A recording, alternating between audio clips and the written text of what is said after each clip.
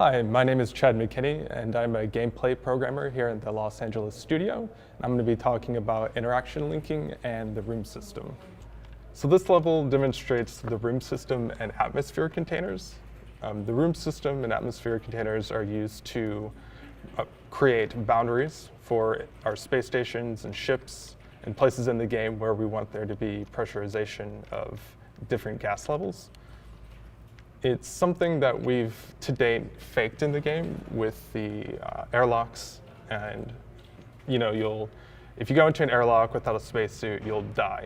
But the system in place that does that isn't very general, and it doesn't allow for emergent gameplay.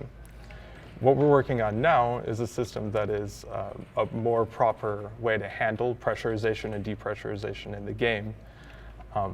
And it's still pretty early days for this. As you can see, this test level just has some basic boxes and shapes that define the room volumes. And we have some test assets in here just to play around with it. The spheres that are inside these volumes represent the atmospheric composition. So here the blue spheres are oxygen, and the red spheres indicate that that room has been filled with carbon dioxide. The room system uses three main types of entities. One is the atmosphere container, which is the thing that has the atmospheric composition. So for instance, if I come over here and look at this debug output, I can see that the composition in this particular room is 0.8% oxygen and 0.12% carbon dioxide. But if I walk into space, I have nothing. There's no atmosphere out here. So the atmosphere container is a very important part. The next one is the room. The room indicates the volume and the boundaries for the atmosphere that's connected to it. Later on, this will also be used to indicate security and power connectivity. But for now, we're just working with atmosphere. So that's atmosphere containers, rooms, and then the third important type is the room connector. So here, there's the yellow box around this door. This yellow box indicates that there's a connection between this room here and outer space. Now, the room system uses these room connectors to try to create pressure equalization between different areas, between the two spaces that the room connector connects. In this instance, the room connector is connecting a room to outer space. So if I open this door, the oxygen levels in the room are going to drop. If I walk into the room, we can get some debug output to see that, yes, the pressure in the room is dropping rather quickly. And the pressure in the adjacent rooms is also dropping, although less quickly because it has to traverse through the room connectors. Now, having a system like this is really nice because it allows for more emergent gameplay. I could, for instance, close this door and close this door off and keep the pressure, or keep the depressurization localized to a certain space. Or I could reopen the door and allow for the oxygen levels in the other room to fill up this space so that the people on this side of the space station don't die. As you can tell, the room system is still pretty early days. We just now hooked it up to audio, and we plan on hooking it up to the player behavior and visuals soon. But for now, we're still developing it, and I look forward to having this into Star Citizen, which I think is going to allow for some rather interesting gameplay. So by now, you guys have started to see the new interaction system start to come into 2.5, as well as the new content that we've been putting out, for instance, in the demos at Gamescom and CitizenCon. The new inner thought system gives contextual information for objects and items in the game that you're interacting with. One useful tool that we use with those interactions are something called interaction links.